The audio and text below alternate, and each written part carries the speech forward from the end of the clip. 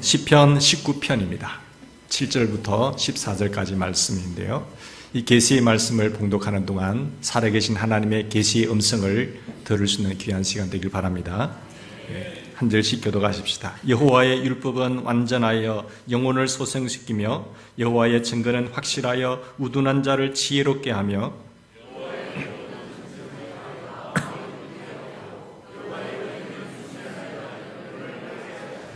여호와를 경외하는 도는 정결하여 영혼까지 이르고 여호와의 법도 진실하여 다 의로우니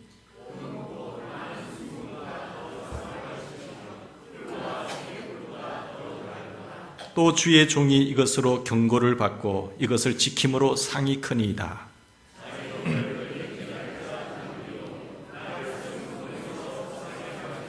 또 주의 종에게 고의로 죄를 짓지 말게 하사 그 죄가 나를 주장하지 못하게 하소서. 그리하면 내가 정직하여 큰 죄가에서 벗어나겠나이다.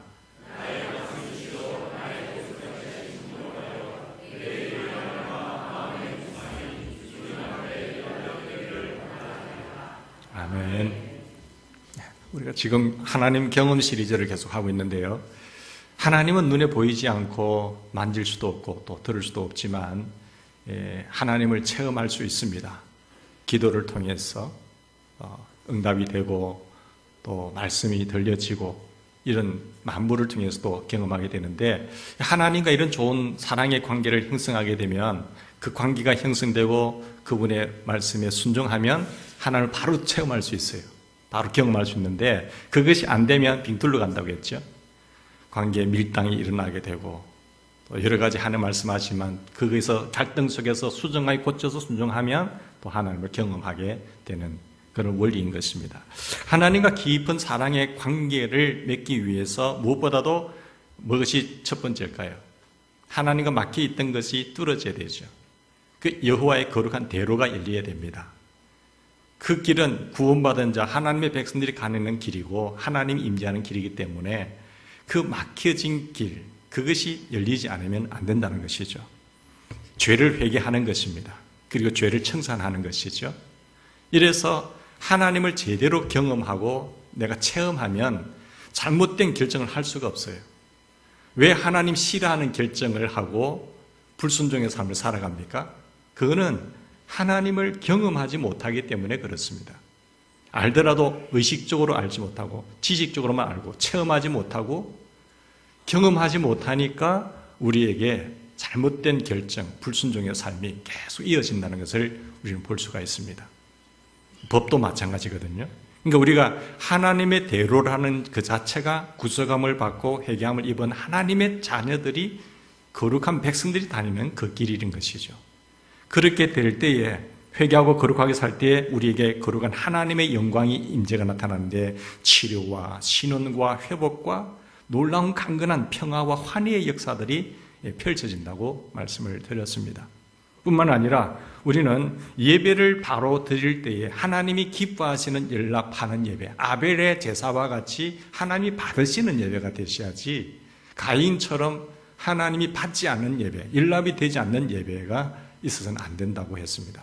예배를 제대로 드리면 신령과 진리 안에서 바로 드리면 예배의 감격이 살아나요. 그래서 하나님의 임재를 경험하게 되죠. 예배 시간이 내 영혼을 소성시키게 되는 그런 시간이 되는 것입니다. 그래서 내 영이 살아나게 되니까 하나님을 날마다 삶 속에서 체험하게 되는 것이죠. 뿐만 아니라 우리는 이 하나님의 말씀을 통해서 우리는 하나님을 경험할 수 있습니다. 말씀의 각성함이 일어나야 돼요. 어떤 분들은 목사님 고맙습니다. 기도도 응답이 되고 하나님 살아계신 것 같아요. 그래서 이렇게 간증하는 분들이 있는가 하면은 늘 얼굴이 우울하고 힘이 빠져있고 이런 분도 있거든요. 그러니까 하나님을 내가 종교적으로 그러니까 종교 행사에 의식에 참여하는 것이 아니라 정말 하나님과 나와의 인격적인 만남이 이루어져야 됩니다. 그래야 우리 성도님들이 간증거리가 많아져요. 하나님을 체험하고 경험해야 그 하나님을 나타낼 수 있잖아요. 그게 간증이거든요. 그거는 나를 자랑하면 문제가 되지만 하나님께서 이렇게 하셨다라고 고백하는 일들이 많아지면 저도 참 기뻐요. 기도를 통해서 하나님 체험하셨네요. 이제 하나님, 목사님 말씀이 너무 달아요. 목사님께서 풀어주는 이 성경 말씀의 해석이 달아서 제가 전에는 못 깨달았는데 깨달아져요. 그래서 제가 이렇게 순종했으니까 하나님 기뻐요. 말씀을 통해서 우리 권사님은 체험하셨습니다. 그러니까 이런 분들은 하나님을 날마다 경험하니까 하나님께 어떻게 하면 감사할까? 내가 주님을 향해서 주님 무엇을 기뻐하실까? 그게 늘 신경 쓰면서 감사하게 되고, 목사님 교회 뭐가 필요하세요? 이렇게 또 드리게 되고 하는 것이죠. 경험하지 않고는 이런 일은 다른 나라의 일처럼 느껴지고 다른 세상에 다른 사람, 저 사람들이만 하는 것이지 나와는 상관이 없는 사람이 되죠. 우리 종교의식에서 하나님의 임재를 경험하는 그런 믿음의 주인공이 되기를 바랍니다. 우리 교회에 역사하신 하나님을 널리 증거하고 여러분의 가정 속에, 여러분의 인생 속에 역사하신 하나님을 날로 전하는 그런 주인공이 되기를 간절히 바랍니다. 여러분, 이 말씀을 통해서 여러분 인생을 각성한 적이 있으세요? 내 죄를 자복하고 내 죄를 회개하고, 이제 바로 살아야지. 하나님 말씀 살아있네. 하나님 말씀 진짜네. 이러면서 각성한 적이 있으십니까? 그리고 정말로 하나님 살아있는 말씀, 과연 정말로 하나님 이 말씀대로 되구나 라고 그렇게 느껴지십니까? 그러면서 말씀대로 살아야지 하는 결단이 늘 있으십니까? 이 말씀을 통해서 지혜를 얻고 기쁨이 넘치고 행복이 가득하십니까? 그런 은혜가 있기를 바랍니다. 오늘 말씀에 보면요, 그 시편 19편은 하나님의 말씀을 예찬한 시입니다. 또 하나님의 말씀을 예찬한 시가 곳곳에 있지만 대표적인 것이 시편 119편이에요. 다윗이 하나님 말씀을 만난 그 하나님의 말씀의 오묘함과 진리의 거룩함을 표현한 시편 119편은 히브리 철자를 통해서 한 구절마다 8절씩에서 176절로 하나님의 말씀을 노래한 성경의 가장 귀한 장이죠. 하나님의 말씀의 위대함을 극찬한 시죠. 뿐만 아니라 시편, 오늘 봉독한 시편 19편도 하나님의 말씀을 예찬한 시인데, 19편은 하나님의 그 자연 계시와 비교해서 이 말씀을 예찬하고 있습니다.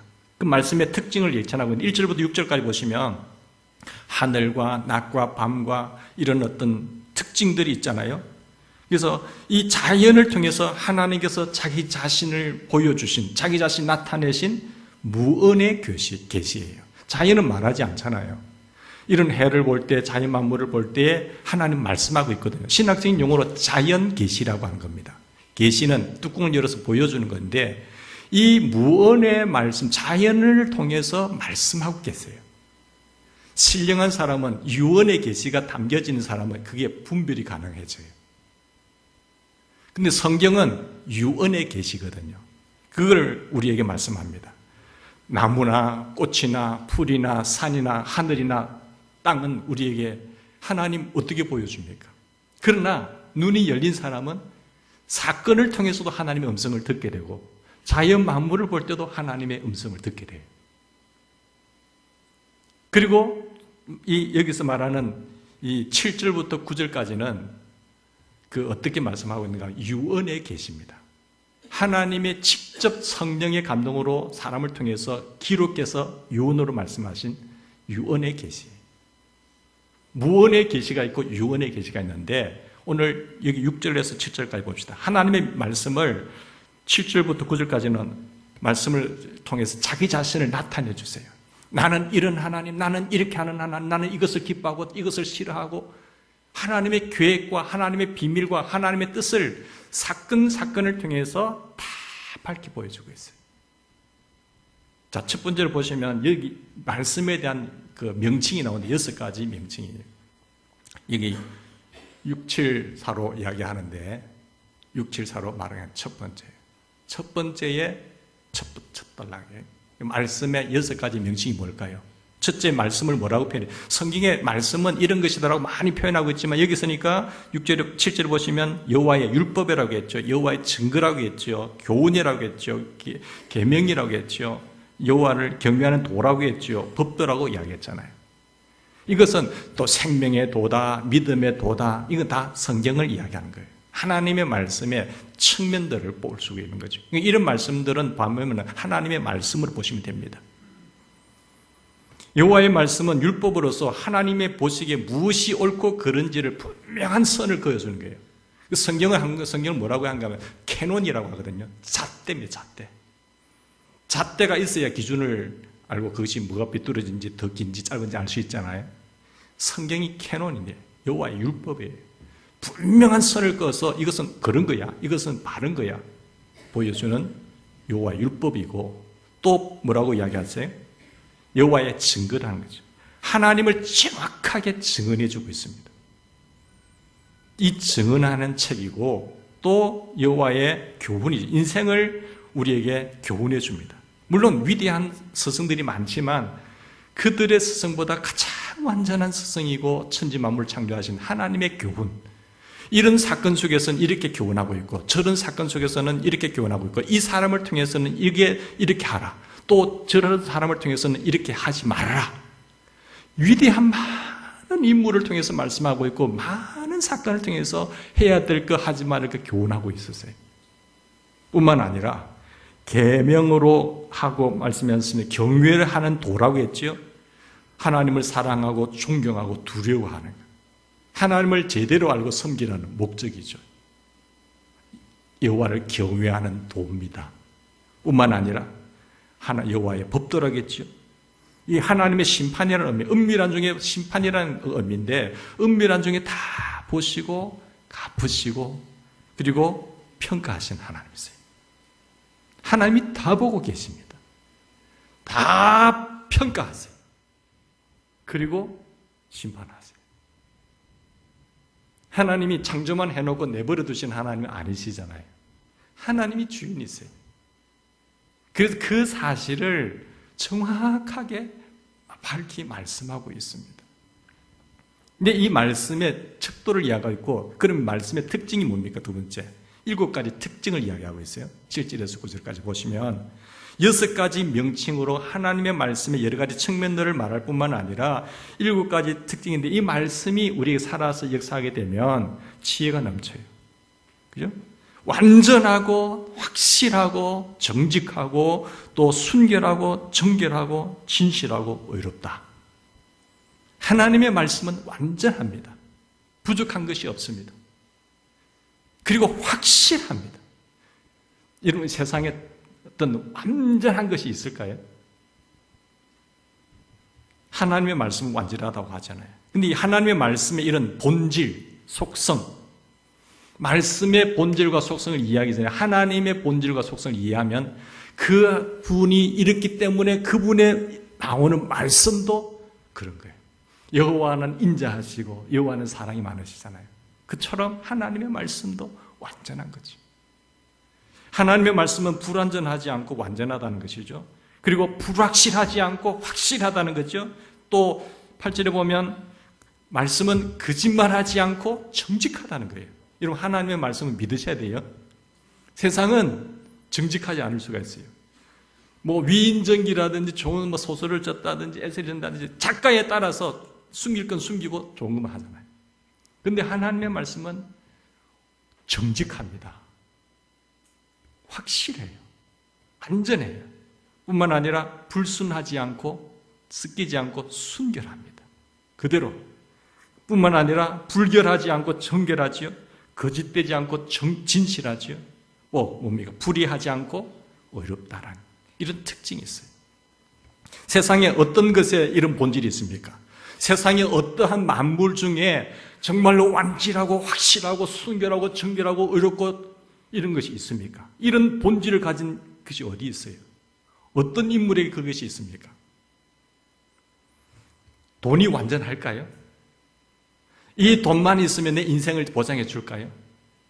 그렇지 않습니다. 그게 돈이 많고 내가 억만장자가 되면 왜 자살할까요?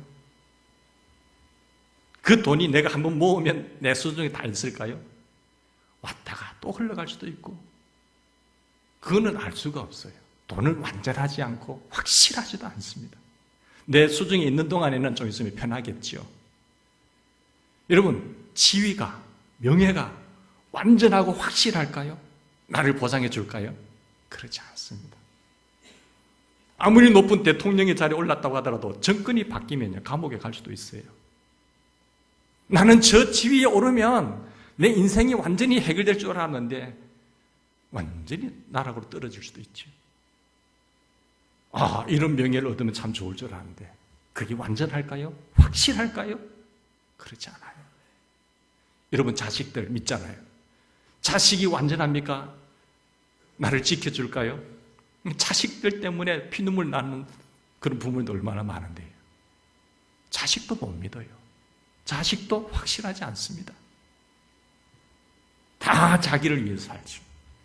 뿐만 아니라 성공이나 명예도 마찬가지죠.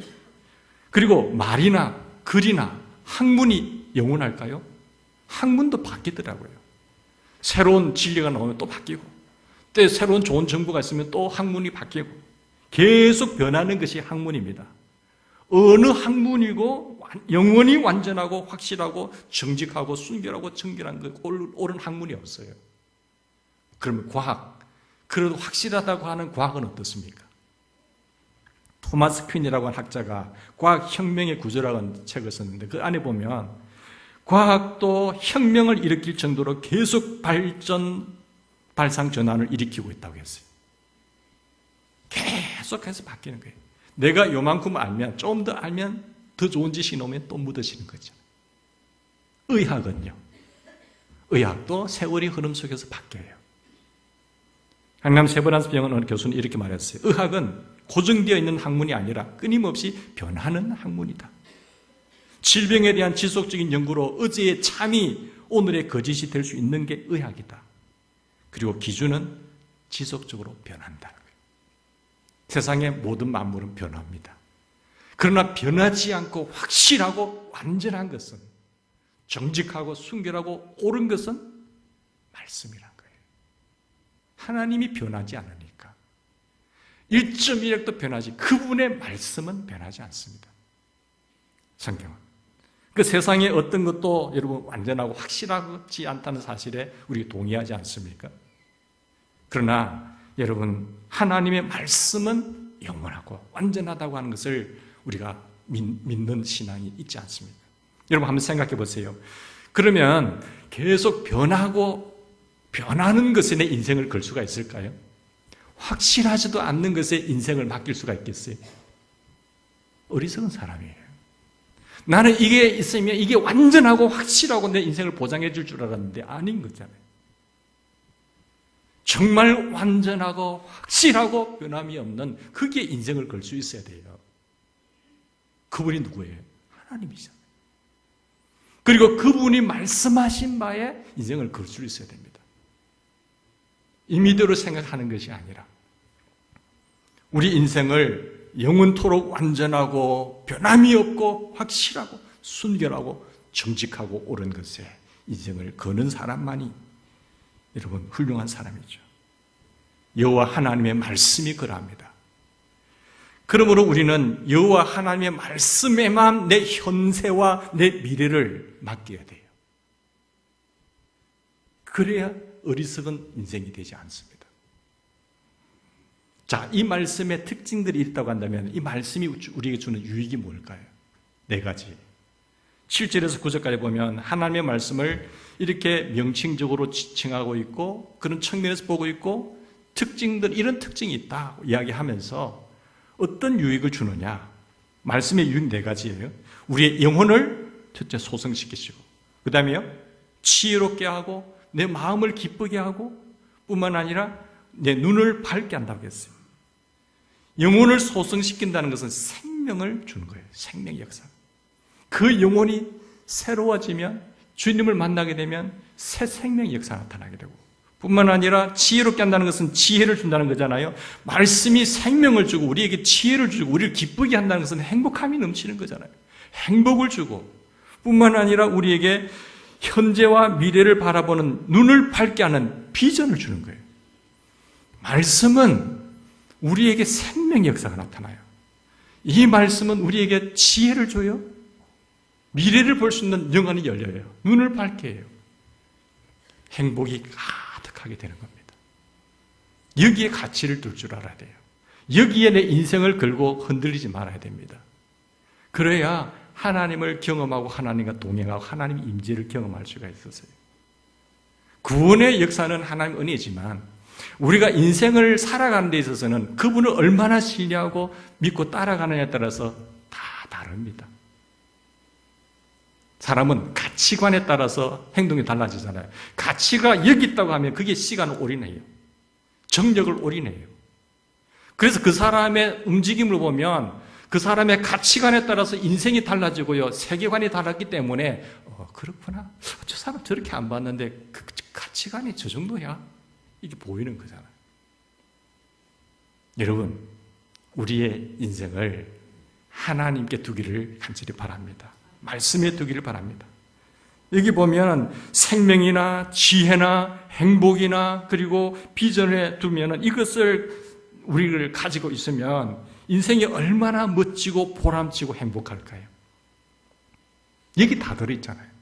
지혜, 생명의 역사, 완전한 행복한 역사, 놀라운 비전, 현재와 미래가 열리는 역사.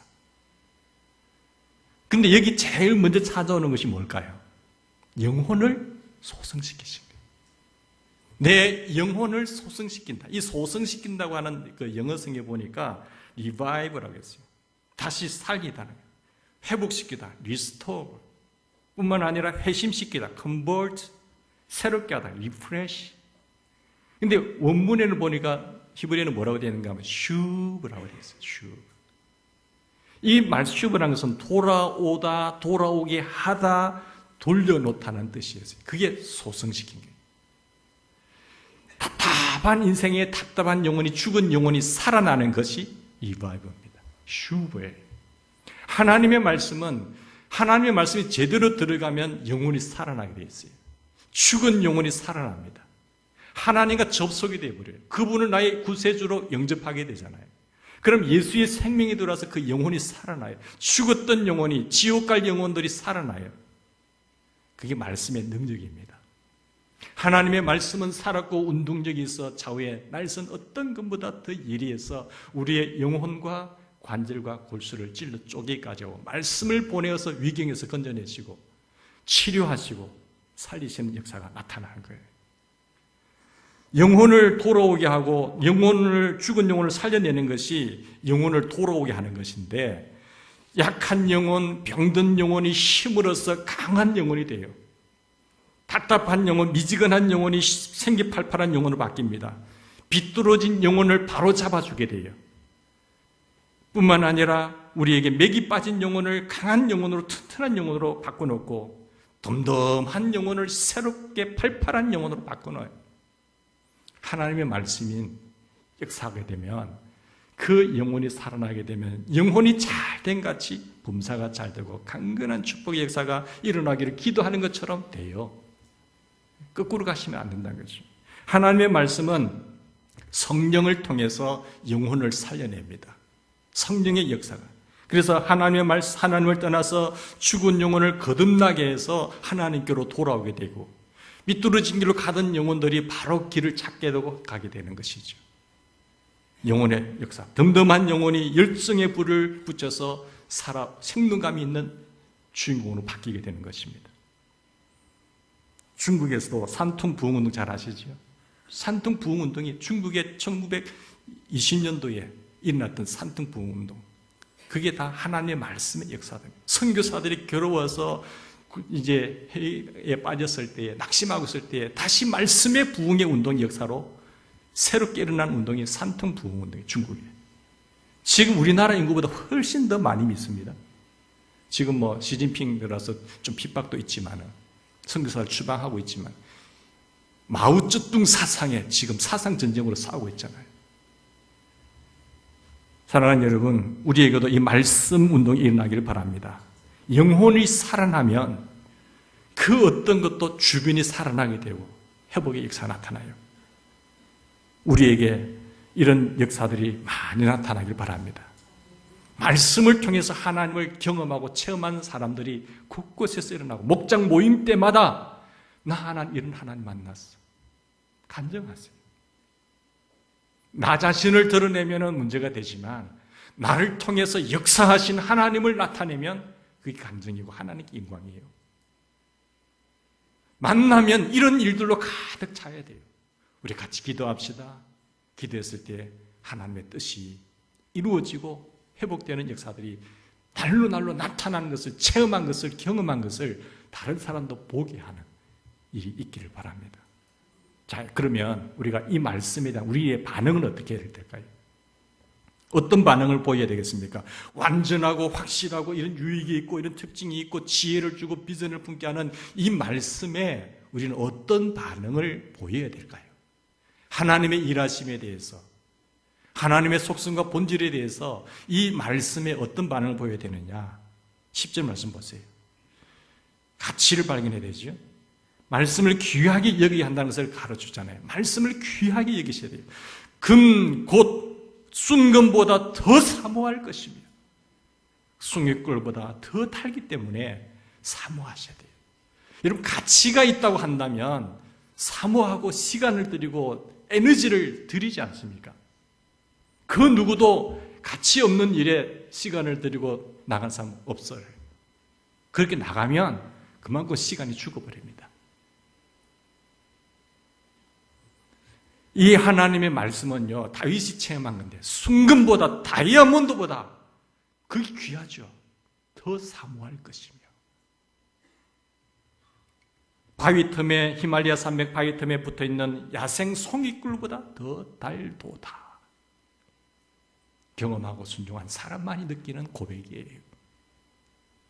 똑같은 인생길을 걷고 신앙생활을 하는데 어떤 사람에게는 생기 팔팔한 영혼이고 어떤 사람은 왜 축 처진 인생이 될까요? 영혼의 양식을 먹지 않으니까, 말씀을 대하는 태도와 자세가 다르니까요. 하나님의 말씀은 믿고 순종하기만 하면 정말 송이꿀보다 더 달도다. 아, 하나님 말씀대로 되구나.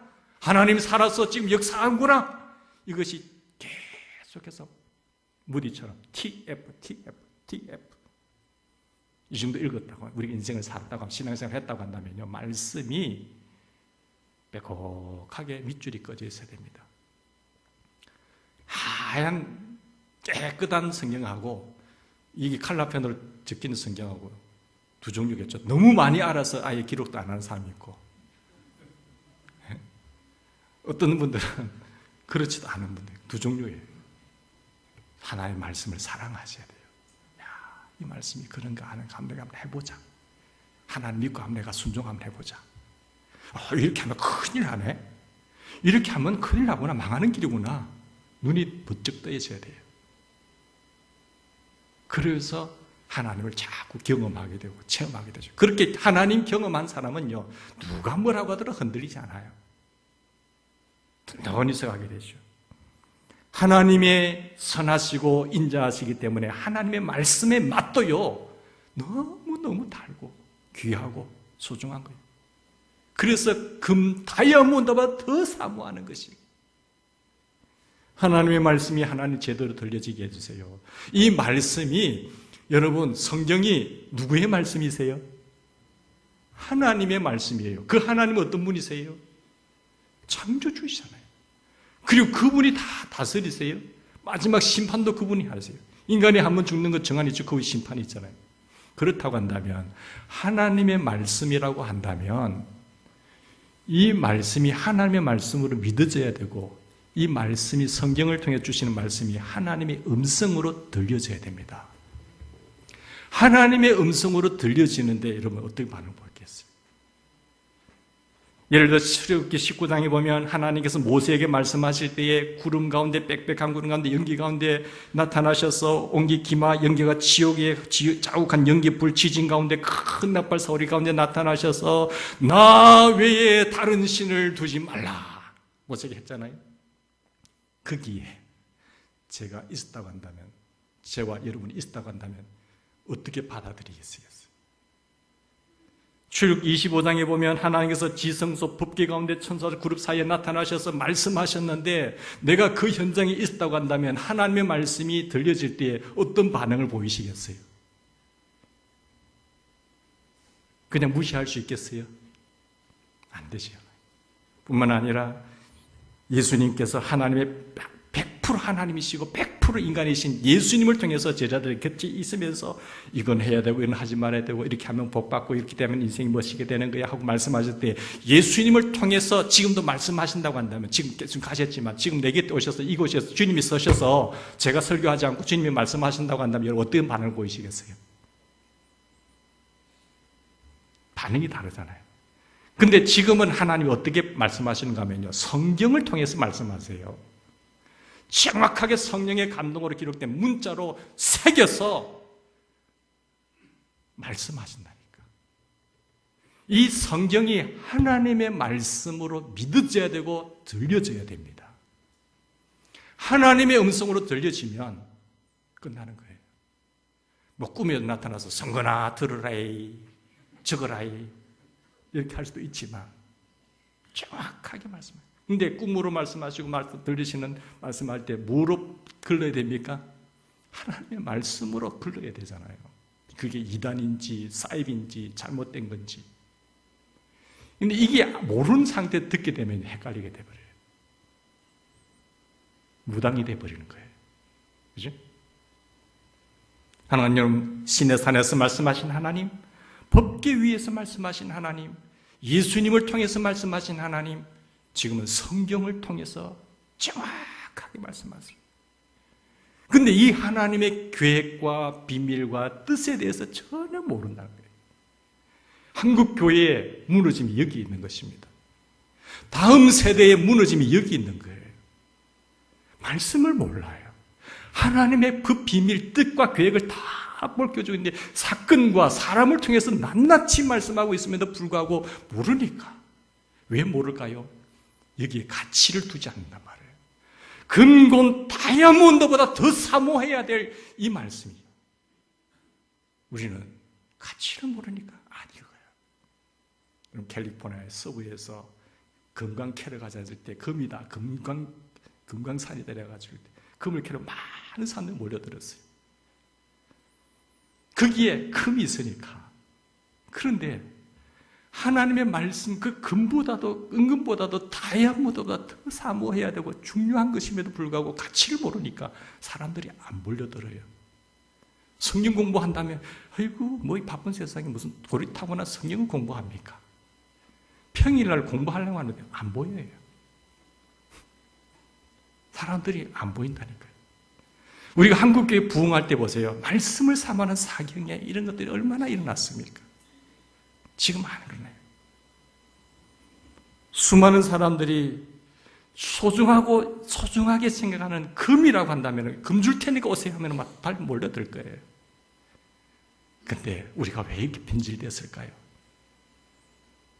이 성경의 가치를 모르니까 그런 거죠. 성경이 귀하다고만 하지만 얼마나 귀한지 깨닫지 못해서 그렇습니다. 성경이 귀하다는 것을 깨닫는 순간 성경 말씀에 대한 반응이 달라지는 거예요. 귀하다고 여기는데 반응이 없을까요? 반응을 그렇게 보이는 이유는 성경이 귀하다라고 여기지 않기 때문에 그래요. 요즘은 성경책도 안 들고 다녀요. 뭐 다 띄워주는데. 주일날 성경 한번 읽고 평일날 여러분 성경을 읽고 묵상하신 분 계세요? 그렇게 하지 않고 내가 하나님을 경험하겠다, 하나님을 체험하겠다. 안 됩니다. 매일매일 먹으셔야 돼요. 내 영이 살아나기 위해서는요, 신령한 젖을 사모하셔야 돼요. 어린아이가 젖을 먹듯이 그래야 성장이 되잖아요. 그래야 장성한 사람이 되잖아요. 구원에 이르게 하잖아요. 근데 말씀의 젖을 먹지 않으면 툭 밀면 틱 넘어져. 이렇게 치면 이런 시험이 오면 휘떡 넘어져. 힘이 없으니까. 그러나 강한 사람은요, 어떻게 치더라도 넘어지지 않아요. 마귀가 한 길로 왔다가 이렇게 도망가 버려요. 저 사람 안 된다는 거예요. 계속 마귀에게 사로잡혀서 이리 끌려가고 저리 끌려가고 죄짓고 하는 인생은 왜 그럴까요? 약하니까. 여러분 강한 용사가 되기를 바랍니다. 네. 하나님의 말씀을 통해서 우리는 성경을 통해서 하나님을 계속 경험하셔야 돼요. 야, 정말 그렇네. 하나님 지금도 살아계시네. 베드로가 이런 말을 했잖아요. 갓난 아이들 같이 순령한 갓난 아이들이 얼마나 살아남기 위해서 엄마젖을 빱니까? 그런 사모함이 있어야 돼요. 여러분, 학교에 평일에 학교 가는데 이놈 자식이 교과서도 안 들고 책도 안 들고 가. 그걸 보고 내버려 둘 부모가 있으세요? 책을 들고 가야 되지 않겠나, 이놈아. 근데 외로운 왜 안 들고 오세요? 성경을 사랑하고 사모하는 모습을 우리 자녀들에게 보여줘야 됩니다. 우리 엄마 아빠가 하나님의 말씀을 저렇게 사랑하고 사모하구나. 그게 각인이 되게끔 심어줘야 돼요. 엄마 아빠 성경도 안 읽어. 내보고 근데 성경 읽으라고 하면 안 돼요. 좋은 것을 심어줘야 돼요. 그러면 나는 세상을 떠나고 가지만 아이들이 하나님을 붙잡고 삽니다. 만복의 근원 대신 하나님과 접속이 되고 살면 자손 대대로 축복의 가정, 명문 가문이 될 줄 믿습니다. 여기에는 말씀인데 생명이 있고요. 여기에 지혜가 있고요. 그 경험 많으신 노인 어르신보다 훨씬 더 지혜가 깊어요. 잠언서에 나오잖아요. 노인보다 성하고 은수보다 강한 지혜가 있고 여기에 행복이 있고요. 여기에 비전이 다 있어요. 현재와 미래를 볼 수 있는 지혜. 그래서 후손들의 삶을 가장 보람되고 행복하게 만드는 비결이 이 말씀에 있다는 거죠. 그걸 물려주셔야 돼요. 말씀을 순종하면 어떻게 됩니까? 말씀에 어떤 반응을 보여야 되냐면 말씀을 순종하셔야 돼요. 하나님의 말씀을 가장 귀하게 여겨야 하고 그 다음에 말씀을 따라 경고를 받으셔야 돼요. 하나님은 먼저 경고하세요. 그런데 하나님 계속 말씀을 통해 경고하고 있는데 내가 모르니까 그 경고를 지나치게 돼요. 그러면 내게 하나님이 액션이 다릅니다. 말씀을 통해서 못 깨달으면 언제 경고하셨어요? 내가 경고했잖아. 네가 안 읽어서 그렇지. 나 경고했어? 안 오면 하나님의 액션이 오는 거예요. 몽둥이로 들어오는 거예요. 그럼 그때서야 깨닫고 아이고 하나님 잘못했으면 저 살려주세요. 이렇게 하는 거예요. 말씀을 통해서 경고를 받고 하나님의 말씀대로 우리는 살아가야 됩니다. 여기 보세요. 11절 보세요. 또 주의 종이 이것으로 경고를 받고 이것을 지킴으로 뭐가 있어요? 상이 크니이다. 하나님의 말씀의 경고를 따라서 죄를 짓지 않고 죄를 멀리해야 되고요. 하나님의 말씀의 경고대로 하나님의 뜻대로 바로 살아야 돼요. 다윗 왕이 시편 119편 9절에 보면 이런 고백했으면 청년이 무엇으로 그 행실을 깨끗게 하오리까? 주의 말씀을 따라 삼갈지니라. 내가 주께 범죄치 아니하리 하여 주의 말씀을 내 마음에 두었나이다. 그런 인생은 넘어지지 않아요. 하나님이 함께 하세요.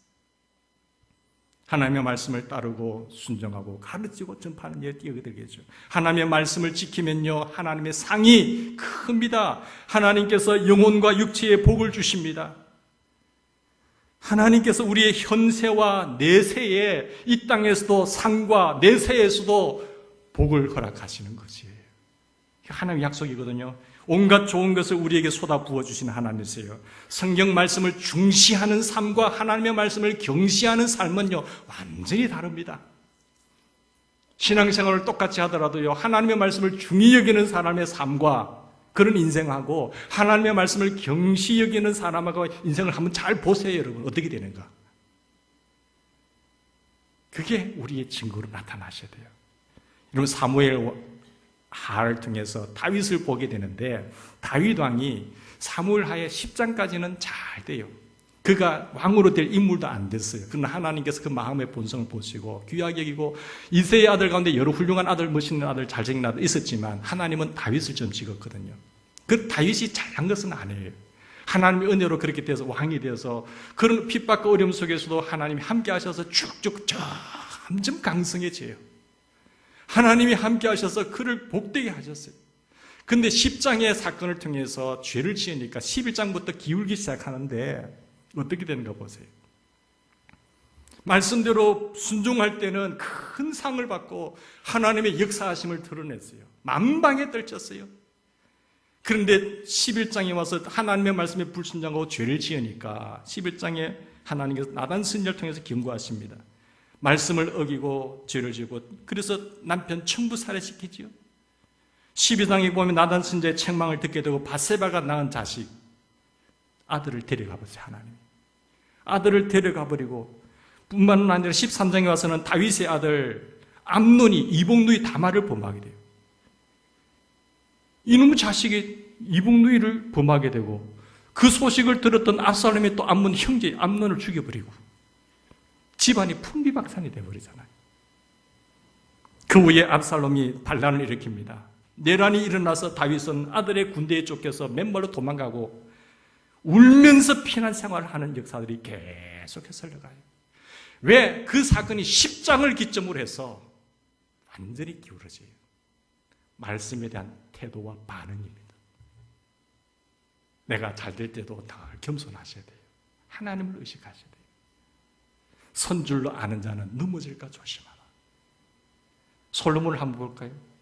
열왕기상 전반부는 솔로몬에 대해서 이야기를 하고 있는데, 열왕기상 10장까지의 솔로몬은 하나님의 말씀의 경고를 받고, 그 경고를 받고 하나님을 잘 경외해요. 심지어는 하나님 나 부족한 데 세우시니까 1000번째로 나아갑니다. 하나님이 그래서 요구하는 것이 뭐냐면 지혜를 주셨어요. 그 누구보다 전무후무에 올 수 없는 지혜를 주셨어요. 그 지혜로 잘 되니까 나중에 어떻게 돼요? 네? 나중에 타락하기 시작하는데 말씀을 업신여기고 불순종하면서 후궁 700명 두고 첩 300명 두고, 그 결과 하나님께서 여기저기서 솔로몬의 대적들을 일으키게 만들어요.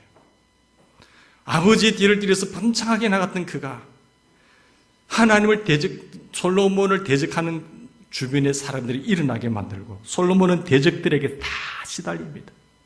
결국 그 아들 르호보암 왕 때의 나라를 북쪽과 남쪽으로 두 동강이 나버려요. 솔로몬의 잘못 때문에 나라가 쪼개진 겁니다. 우리는 좋은 면만 보잖아요. 안 좋은 부분이 왜 안 좋아지는지를 이유를 알으셔야 돼요. 하나님은 이 말씀은 경고의 메시지이기 때문에 경고하고 계속해서 회개하고 돌아올 때까지 기다리세요. 그래도 모르고 경고했음에도 불구하고 안 돌아오면 하나님이 액션을 취하는데 그때 어떻게 감당하실래요? 하나님 안 계시다고요? 하나님 살아계세요. 하나님 분명히 살아계세요. 하나님의 말씀의 경고를 받아서 하나님의 말씀을 순종하고 지키면 큰 상을 받아요. 하나님 다 갚아주세요. 목사가 알아주지 않더라도, 칭찬 못한다고 하더라도 하나님이 다 보시고 선한 일을 하다가 낙심하지 마라. 다 갚아주세요. 하나님이 갚아주는 것은요, 너무너무 멋있게 갚아주세요. 그러나 내가 하나님의 계명을 무시하고 지키지 아니하면, 어기면 큰 징계를 받는다는 겁니다. 징계가 와요. 다윗과 솔로몬의 삶 속에 선명하게 드러나잖아요. 택한 자들이에요.